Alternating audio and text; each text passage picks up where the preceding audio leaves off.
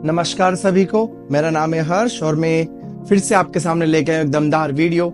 इस वीडियो में हम बात करेंगे कि आखिर लद्दाख का इशू क्या है। जिस तरीके से आपने देखा होगा पिछले कई दिनों से लद्दाख का जो एक मुद्दा है वो न्यूज में है। लद्दाख में प्रोटेस्ट हो रहे हैं। अभी पिछले महीने भी 10,000 से ज्यादा लोगों ने प्रोटेस्ट किया। अब आप बोलेंगे 10,000 तो एक छोटा सा नंबर है, इतना प्रोटेस्ट तो फिर कोई बात नहीं। बट आपको बता दूं कि किसी भी यूनियन टेरिटरी का 10% हिस्सा या 10% लोग अगर सड़कों पे हैं तो इसकी कोई तो वजह होगी।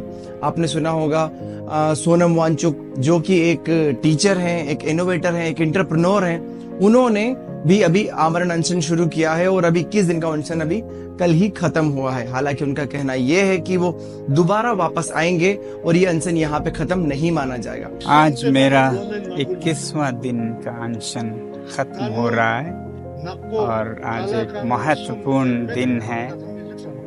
आज मेरे पहले चरण का अंत है, मगर ये अनशन अभी खत्म नहीं होगा। आखिर लद्दाख के वो कौन से मुद्दे हैं जो कि हमारा मेन स्ट्रीम मीडिया दिखा नहीं रहा है? आखिर क्यों हमारा मेन स्ट्रीम मीडिया लद्दाख के उस इशू को दिखाने से डर रहा है? हम बात करेंगे इस वीडियो में आगे कि क्या है लद्दाख के लोगों की डिमांड और लद्दाख के लोग आखिर चाहते क्या हैं। क्या वो सारी मांगे इतनी ज्यादा गलत है कि बीजेपी या current government, central government, PM या कोई भी बीजेपी का नेता अभी तक उनसे एक बार मिलने भी नहीं गया है? हम जानेंगे, हम इन सब मुद्दों के बारे में बात करेंगे। तो चलिए फिर इस वीडियो को शुरू करते हैं मेरे साथ। मेरा नाम है हर्ष और मैं आप सभी का इस वीडियो में स्वागत करता हूँ। देखिए 2019 में जब बीजेपी का मैनिफेस्टो सामने आया, अगर मेरी स्क्रीन पर देख रहे हैं बीजेपी का मैनिफेस्टो आपको दिखेगा। इसमें बीजेपी ने अपने पहले 3 बिंदुओं में क्लियरली लिखा था कि लद्दाख को फुल स्टेटहुड का स्टेटस दिया जाएगा और उनको शेड्यूल 6 में शामिल करने की बात भी उन्होंने वहां पे कही थी। शेड्यूल 6 क्या होता है हम इस वीडियो में आगे बात करेंगे।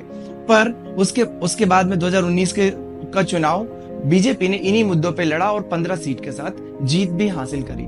पर आज जब उन मांगों को पूरा करने की बात हुई है तो क्यों बीजेपी पीछे हट रही है? देखिए यहाँ पे मुद्दा यह है, सोनम वांगचुक जी का क्या कहना है? उनका कहना है कि हमारे पास 4 डिमांड है। उनकी 4 डिमांड क्या है मैं वन बाय वन आपको बताता हूँ। पहला, वो चाहते हैं कि उनको फुल स्टेटहुड का दर्जा मिले।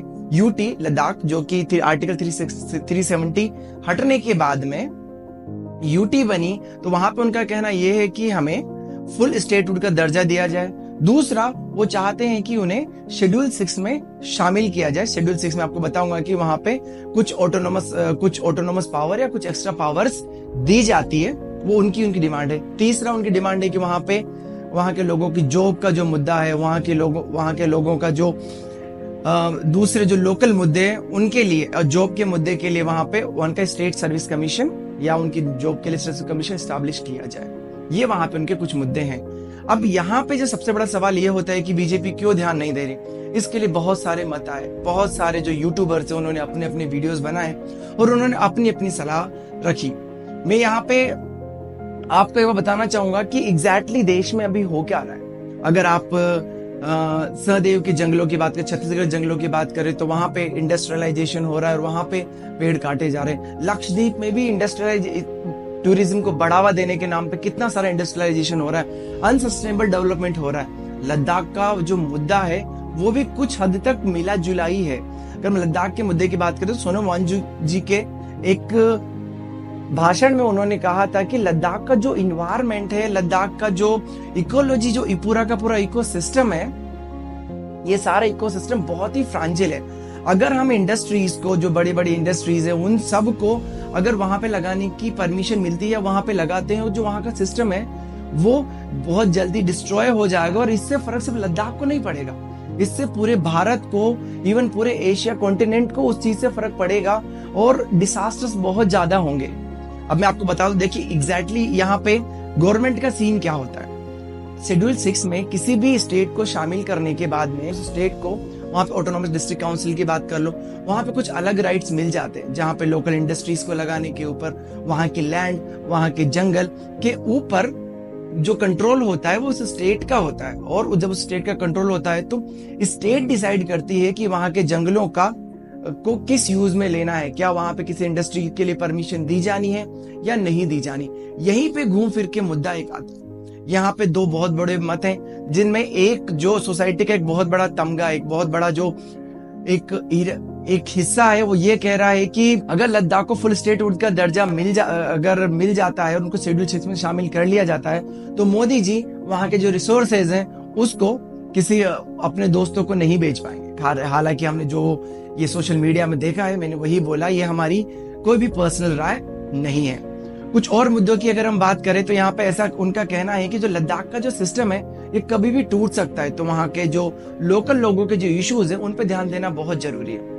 अब यूटी के होने से वहां पे क्या है कि गवर्नर, जो कि एक एडमिनिस्ट्रेटर होता है, जो कि एक आईएएस ऑफिसर होता है, वो वहां पे सारे निर्णय लेता है। तो उनका कहना यह है कि वो किसी दबाव में आकर या किसी फाइनेंशियल प्रेशर में आकर भी तो ऐसे निर्णय ले सकता है। और आखिर कैसे एक पर्सन जो कि आईएएस ऑफिसर है लद्दाख के लोकल मुद्दों को समझ पाएगा, ये उनका कहीं ना कहीं पे इस बात पे ये मानना है कि कैसे एक एडमिनिस्ट्रेटिव ऑफिसर समझ पाएगा। अगर उन्हीं के बीच का कोई पर्सन होगा तो लद्दाख के मुद्दों को बेसिकली ज्यादा अच्छे से जान पाएगा। तो ये सारे के सारे लद्दाख के मुद्दे थे। अभी कल परसों की ही बात है, सोनम वांगचुक जी ने अपनी स्ट्राइक को खत्म किया, अपनी भूख हड़ताल को खत्म किया, लेकिन उन्होंने कहा है कि ही विल बी बैक। और अब उसके बाद में कहा गया है कि जो वहां की महिलाएं हैं वो अब प्रोटेस्ट करेंगी, और वहां की महिलाओं ने अभी प्रोटेस्ट करना शुरू किया, बारी बारी वो प्रोटेस्ट करेंगे। देखिए, लद्दाख का मुद्दा इतना बुरा नहीं है। ऐसा नहीं है कि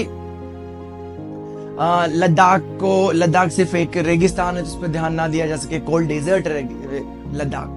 वहां का जो मुद्दा है वो हाईली सेंसिटिव है, और आम जनता के लिए भी वो इतना ही सेंसिटिव जितना लद्दाख के लोगों के लिए। पर आप आयरनी है इसकी, जो हमारा मेन स्ट्रीम मीडिया है उसने किसी ने भी उस न्यूज को इतना सामने लाकर नहीं दिखाया है। ये वही मेन स्ट्रीम मीडिया है जिसने कि निर्भया कांड के समय पूरा बिल्कुल सरकार को हिला देने वाले काम किए थे, पूरा मतलब मीडिया ने उसको अच्छे से कवर किया था। ये वही मेन स्ट्रीम मीडिया है जिसने अन्ना हजारे के प्रोटेस्ट को उतना ज्यादा हाईलाइट किया था, उतना ज्यादा दिखाया था। आखिर लद्दाख के मुद्दे पर मीडिया क्यों चुप है? तो यहाँ पे एक मुद्दा है कि हम यहाँ पे मीडिया की बात नहीं कर रहे हैं, बट ये सच्चाई है कि जो छत्तीसगढ़ के जंगलों में जो हो रहा है, वहां पे वेदांता इंडस्ट्रीज, बाकी इंडस्ट्रीज की बात करें, छत्तीसगढ़ के जंगलों में जो हो रहा है, हम बात करें लक्षद्वीप में जो अनसस्टेनेबल डेवलपमेंट हो रहा है टूरिज्म के नाम पे, तो ये सारे के सारे जो मुद्दे हैं इन पे मेन स्ट्रीम मीडिया को ध्यान देना चाहिए। मेरे इस वीडियो का उद्देश्य सिर्फ एक जागरूकता फैलाना है, इसका किसी भी सरकार या किसी भी व्यक्ति विशेष का कोई संबंध नहीं है।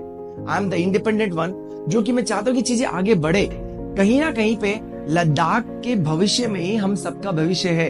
केदारनाथ की जो त्रासदी थी वो हम कभी नहीं भूल सकते। अनसस्टेनेबल जो जोशीमठ में हुआ वो भी हमें भूलना नहीं चाहिए।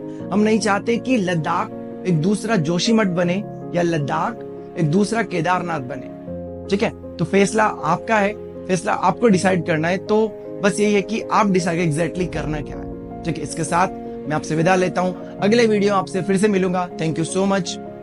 शुभ रात्रि, जय हिंद।